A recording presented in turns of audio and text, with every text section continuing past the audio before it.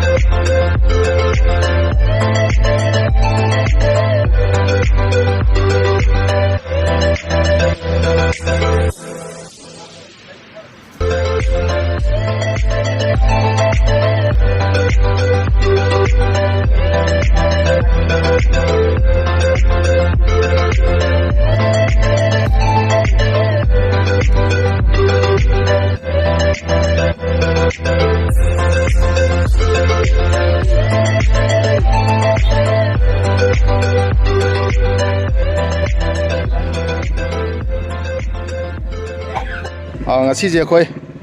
handaki zatkiba koi 33 suba Manipur Assembly election loira matungda anoba government koi Bharatiya Janata Party gi absolute majority pibi duna koi mathang tongal ba koi hiram thabak sing department sing thabak lokhalakpada ai sagi kendra gi oje koi gi honorable chief minister mingoina panjarabada N Birel Singha gi lising makhada amadi PhD minister koi gi Houses Agi Marup Yaima, so Sindro, Mahoida, Matam Sang, Nakogi, Kendra Sigi, Hoigi, urban area, Habitare, I municipal council area Sigi, Singi Maisagi Mapamda, Singi Pitapangam, the Lerpado, Asiakoi, Unipro, Adugumba, company of the Sinaraga, Hojexi, Isingi,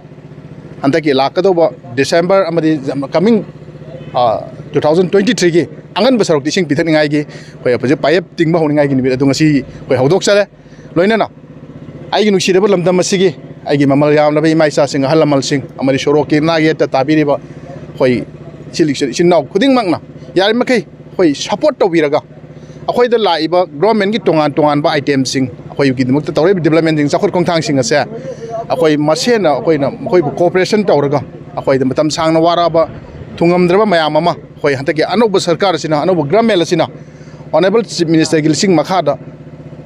Hiram kuding makta koi sam mana na tau minaga tau ni, koi kana ama phawa awa bo heloi, amdi thak na sana bising, jana jebel misal na ojek prime minister Narendra Modi makhada. Lokalak tu na koi tau reba bising giting bagi pipe,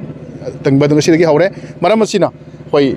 thaba kasi subo lakpi ni ba, koi tongan ba department ki amdi company ki, SOE sing amdi labor sing. Laku matam da koi lekai lam tam sigi club naharo lam di si sinau koi kuding mana makoi bo sojok tawirga makoi de encourage tawiraga akoi tabuk singa se mai pang na pangthok mina si haibisima ai mem thamjari okay